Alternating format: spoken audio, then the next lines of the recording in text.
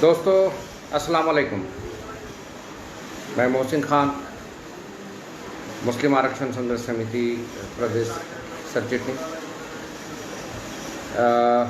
दोस्तों, मुझे एक बात है जो आप लोगों से कहनी है। उसके पहले मैं हमारे मुस्लिम आरक्षण की मूवमेंट में जो चलने वाले जो शख्स थे, जिनका नाम दस्तगीर कीनी वाले थे, आज उनका इंतकाल हुआ है। वो मग़फ़िरत फरमाए। हेलो। मुसलमानों की जो हालात हैं, उन हालातों को मद्देनज़र रखते हुए मैं पहली बार, कभी मैं लाइव नहीं आता हूँ, मैं पहली बार लाइव आया हूँ। और विषय ऐसा है जिस विषय को लेकर के पूरे महाराष्ट्र में कुछ लोगों ने एक मुस्लिम आरक्षण निर्णायक आंदोलन नाम का कुछ आंदोलन चलाया है। उसको लेकर के कई भ्रम और कई चीज़ें सामने हैं। उसको कहीं ना कहीं तो क्लियर होना चाहिए, जिसमें असमंजस का वातावरण ना हो, हमारे ख्यालात में कहीं दुजाभाव ना हो। ये चीज़ों को लेकर के मैं आप लोगों के समक्ष आया, सामने आया। महाराष्ट्र में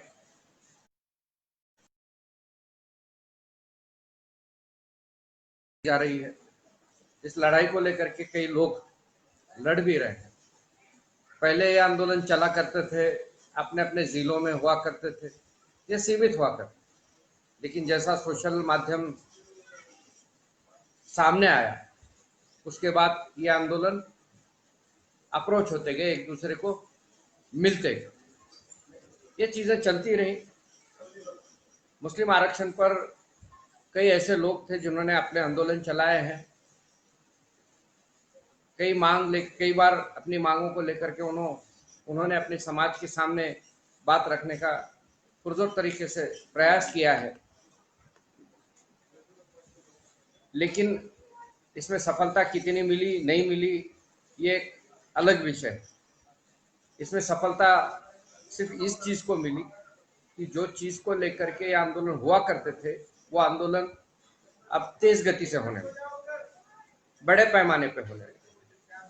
पहले आरक्षण की जो मांग लेकर के उठने वाले लोग थे, उनमें कई लोग थे, जिसमें ओबीसी आंदोलन को चलाने वाले हमारे शबीर अंसारी साहब थे, विलास सोनवने साहब थे, और बहुत से लोग जो इस मूवमेंट को लेकर के चलाया और पिछड़े तबके को, मुसलमानों के पिछड़ी जाति को, पिछड़े तबके को लेकर के आरक्षण हासिल भी किया।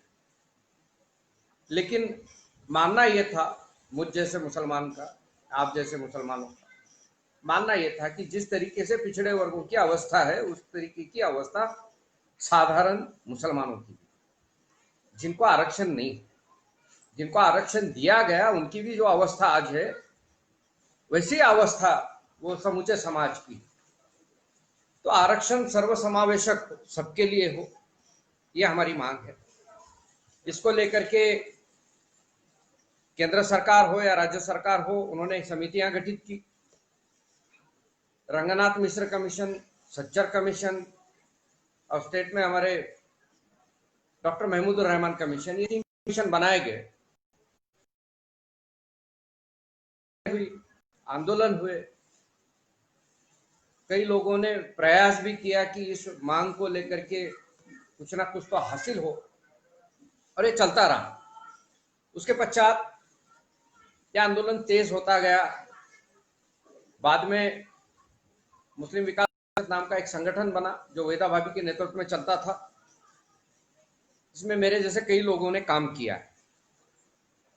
लेकिन शिष्यवृत्ति और आरक्षण इस विषय को लेकर यह आंदोलन चलाया जाता था, लेकिन अभी आंदोलन और गति से बढ़ा है और इसके अंदर और कुछ चीजें संशोधन करके यह आंदोलन का स्वरूप अलग देने का कोशिश की।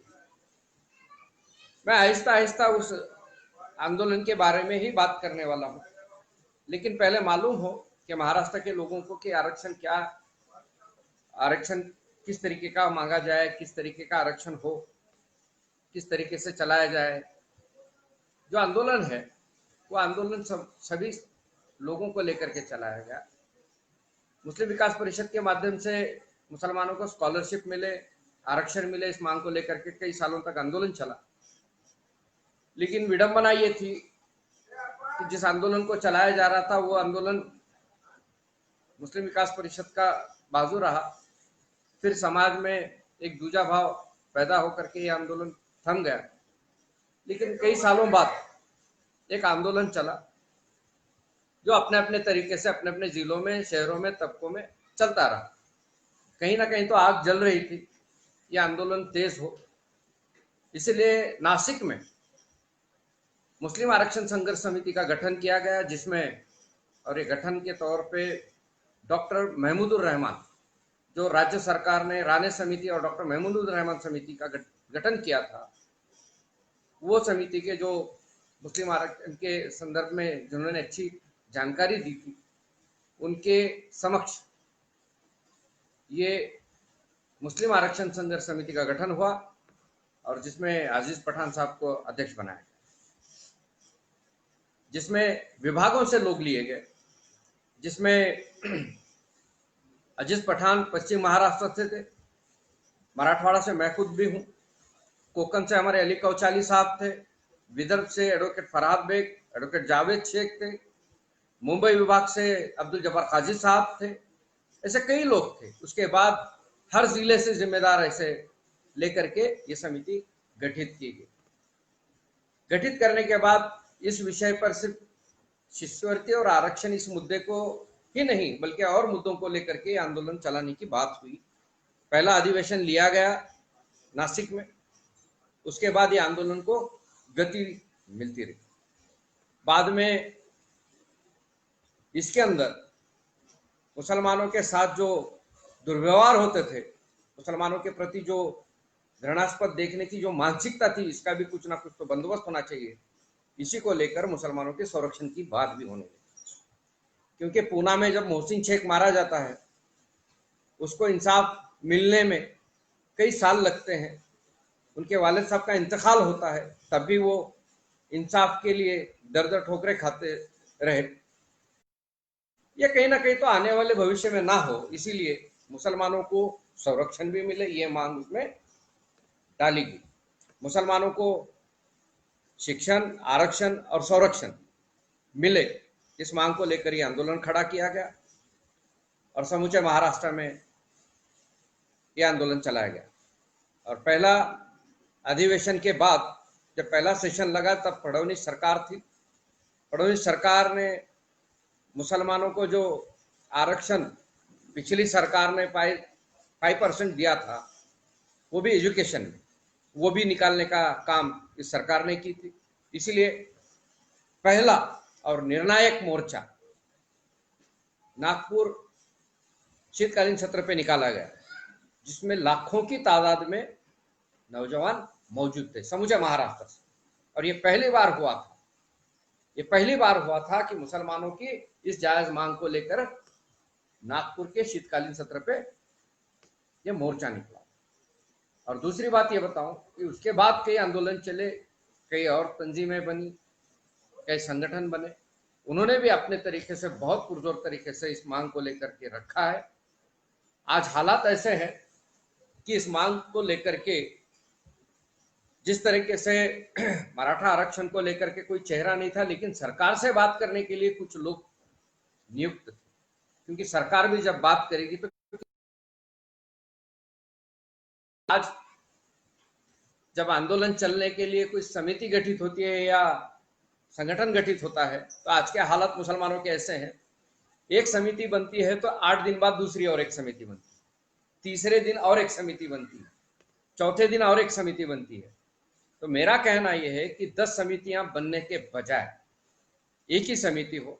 मैं ये नहीं कहूंगा कि मुस्लिम आरक्षण संघर्ष समिति ये काम करे, लेकिन जरूरी ये नहीं है कि सभी मिलकर कुछ अलग तरीके से करें। होता यह है, इससे समाज और समाज में काम करने वाले और आंदोलनकारी जो आंदोलन में काम करने वाले लोग हैं उनमें एक मिसगाइड पैदा होता है, उनकी मतलब जो जहनी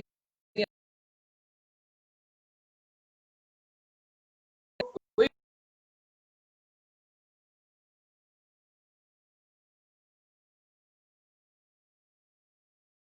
लोग भी काम करने के इच्छुक होते हैं, उन्हें मेरी गुजारिश है, उनसे मेरी गुजारिश है कि वो सामने आए, मिलकर काम करें। अलग अलग दिशाओं में काम करने से समाज की समस्या का निवारण नहीं होने वाला है।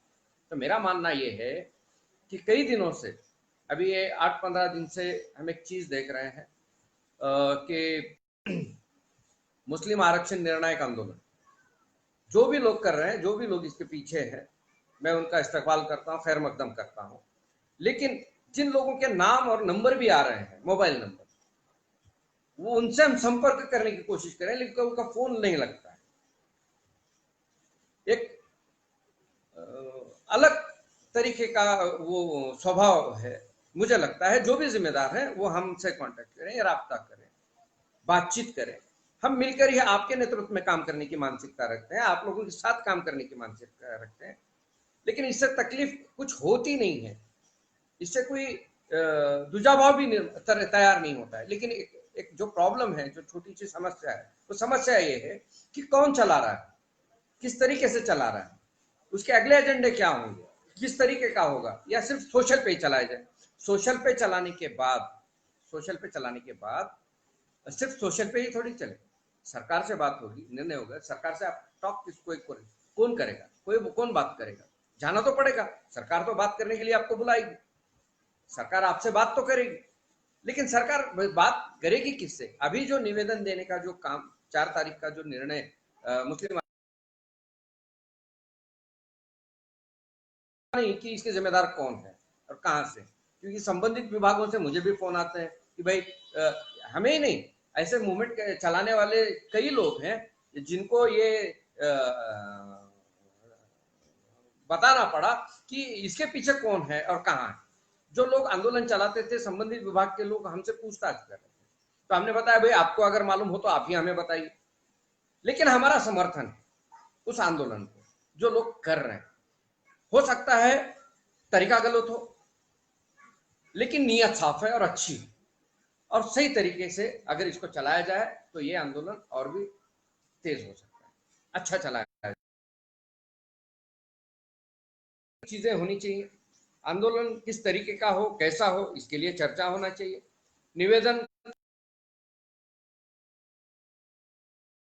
आरक्षण निर्णायक आंदोलन के मैंने निवेदन को देखा है, पढ़ा है, कई चीजें, ठीक है, आरक्षण की ही बात हो रही हो, लेकिन मेरा मानना था कि उसके संरक्षण की भी बात हो, बाकी और जो चीजें हैं, सिर्फ 3 यही हल है, शिक्षण, आरक्षण और संरक्षण। ये 3 चीजें हैं जो हमारे लिए प्रोटेक्ट वाली है, हमारे लिए प्रोग्रेसिव वाली है। इन चीजों को अगर उस निवेदन में मेंशन किया जाए, जो भी लोग इस आंदोलन को चला रहे हैं, जो भी लोग इस आंदोलन को अपने तरीके से ये कर रहे हैं, उनसे मेरी गुजारिश है कि आरक्षण के साथ साथ संरक्षण बहुत मायने रखता है, आपके बहुत मायने रखता है।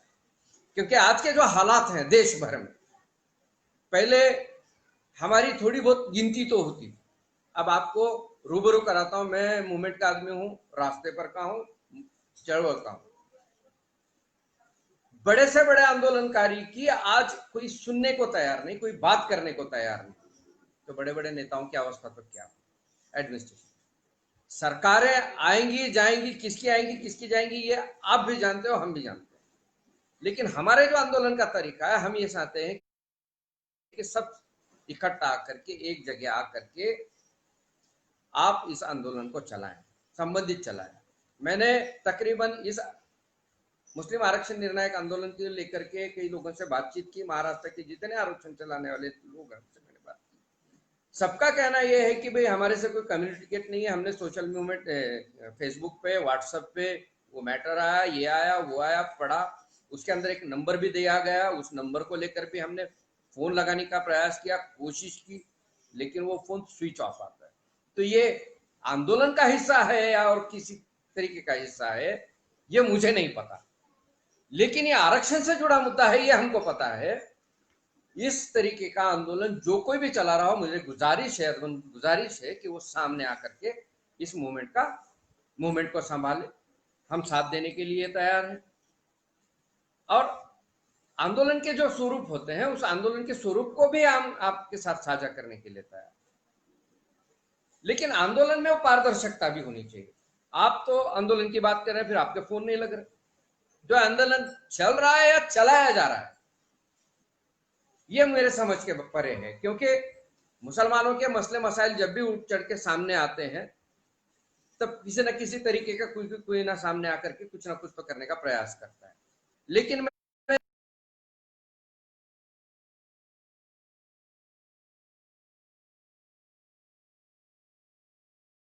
मुस्लिम आरक्षण प्रेमियों से ये निवेदन करता हूं, ये गुजारिश करता हूं कि मुस्लिम आरक्षण के मुद्दे को लेकर के जितने भी लोग निवेदन देने वाले हैं ये जरूर दें, लेकिन उसमें शिक्षण, आरक्षण, संरक्षण का मुद्दा संबंधित विभाग से लोग हैं उन तक ये बात पहुंचाओ, और जो लोग इस आंदोलन को चला रहे हैं उन तक भी ये बात पहुंचे कि ये आंदोलन आने वाले दिनों में निर्णायक ही होगा, सबके साथ ही होगा, मिलजुल कर होगा, कोई इसमें भेदभाव नहीं होगा, कोई इसमें ऊंच नीच नहीं होगा, या कोई इसमें लीडरशिप डेवलपमेंट की बात नहीं होगी, या इसमें कोई आप बड़े होंगे आप छोटे होंगे ये बात नहीं होगी। सिर्फ गुजारिश ये है कि एक भ्रम का वातावरण कि कौन चला रहा है, कहां से चला रहा है, क्यों चला रहा है। बहुत से लोगों से मैंने महाराष्ट्र के जितने आरक्षण वालों से बात की उसमें से मुझे किसी ने भी नहीं बताया कि ये कौन है। कोई तो एक नाम आया है जिससे हम संपर्क करने की कोशिश कर रहे हैं, लेकिन वो फोन भी नहीं लग रहा, जिनका नाम भी वो फोन नहीं उठा रहा, स्विच ऑफ है, उठा नहीं रहे, स्विच ऑफ है। तो ये चीज है, मेरी गुजारिश है उनसे कि वो फोन उठाए, बात करें किसी भी आंदोलनकारी से या सामने आकर के उसको लीड करें, मेरी गुजारिश। और दूसरी ये है कि मैं इस निर्णायक मुस्लिम आरक्षण निर्णायक आंदोलन को सकारात्मक तरीके से ही ले रहा हूं, और मैं ये नहीं कहूंगा कि निवेदन ना दें, ये नहीं करें, बिल्कुल नहीं। आप जितने भी महाराष्ट्र के मुस्लिम आरक्षण के मूवमेंट के जितने भी जिम्मेदार हैं, जिसी भी संगठन से हो, जिसी भी पार्टी से हो, जिसी भी कम्युनिटी से हो, मुस्लिम आरक्षण, शिक्षण, संरक्षण इस मांग को लेकर 7 तारीख के दिन अपना कलेक्टर ऑफिस हो, अपना जिलाधिकारी कार्यालय हो या जो भी हो, वहां पे 7 तारीख को निवेदन देना ही देना है। क्योंकि मुस्लिम आरक्षण के मुद्दे को लेकर के पिछली सरकार ने क्या किया नहीं किया अब वो बहस में नहीं है, पिछली सरकार ने क्या दिया नहीं दिया वो भी बहस हमारे काम की नहीं। लेकिन अभी जो सरकार बनी है ये सरकार सोचने पे मजबूर हो, इस तरीके से हम अब निर्णायक आंदोलन चलाएंगे। अभी लॉकडाउन है, कोरोना का मामला है, कोरोना के चलते महाराष्ट्र में कई मामलों को लेकर के संबंधित शासन प्रशासन उसमें लगा हुआ है। ये निवेदन है, निवेदन देने में कोई हर्ज नहीं, लेकिन मुझे ये लगता है जब ये कोरोना का जो महामारी का जो ये है इसको कहीं ना कहीं निर्णायक प्रक्रिया 7 तारीख के आंदोलन में 100% हमको 7 तारीख यानी कल किसी भी हाल में देना है, लेकिन निवेदन में सिर्फ मेंशन ये करना है शिक्षण, आरक्षण, संरक्षण। सिर्फ आरक्षण का मुद्दा नहीं है, सिर्फ आरक्षण मिलके क्या करेंगे। पुणे में मोहसिन शेख मारा गया, कल लातूर का मोहसिन शेख भी मारा जा सकता है, आपके गली मोहल्ले नुक्कड़ का मोहसिन भी मारा जा सकता है। तो इसीलिए उसके प्रोटेक्शन के लिए आज के हालात को देखते हुए, हालात को मद्देनजर रखते हुए यह 100% जरूरी है कि उसकी सुरक्षा बहुत जरूरी, क्योंकि मैंने कुछ चीजें देखी हैं, पक्षपाती कुछ बातें होती हैं, आंदोलन करने वाले चेहरे मोहरे भी देखे जाते हैं, किस पे गुनाह दाखिल होता है, किस पे नहीं होता है, ये भी मैंने देखा है। तो इसलिए जरूरी है आरक्षण के साथ साथ संरक्षण की भी निहायत ही जरूरी है। इसलिए उसके अंदर शिक्षण के साथ साथ, आरक्षण के साथ साथ संरक्षण की मांग भी मेंशन होनी जरूरी है। और 7 तारीख के दिन अपना जिलाधिकारी कार्यालय हो, ग्राम पंचायत हो, तहसील कार्यालय हो, जो भी कार्यालय है, ये कार्यालय को आपके संबंधित विभाग के, संबंधित प्रशासन के लोगों के मार्फत माननीय मुख्यमंत्री उद्धव जी ठाकरे, माननीय शरद चंद्र जी पवार, माननीय थोरात साहब, इनके नाम से, क्योंकि ये तीनों की सरकार है, ये तीन पार्टियों की सरकार है, इनको भी निवेदन भेजें, ऐसी मेरी गुजारिश है। मैं ज्यादा वक्त नहीं लूंगा, क्योंकि और जो आज जो माहौल है आरक्षण को लेकर के, ये अभी मुझे नहीं लगता कि आरक्षण का अभी ये है। मुझे लगता है कि सरकार की जिम्मेदारी बड़ी है, कोरोना को लेकर के वो अपनी पहल कर रही है, अपने तरीके से बढ़ा रहे हैं। महाराष्ट्र में इसके आंकड़े बढ़ रहे हैं, हर जिले में इसका ये, और लॉकडाउन से सब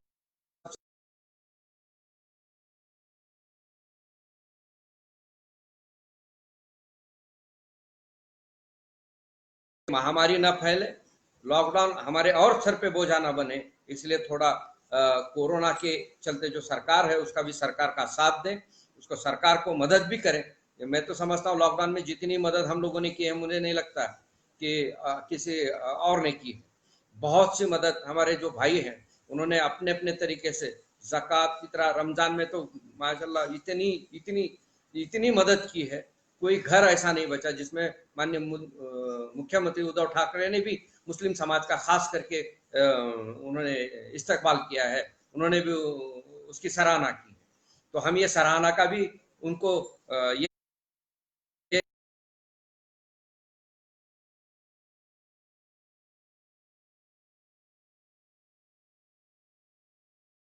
मुद्दे को लेकर के इसमें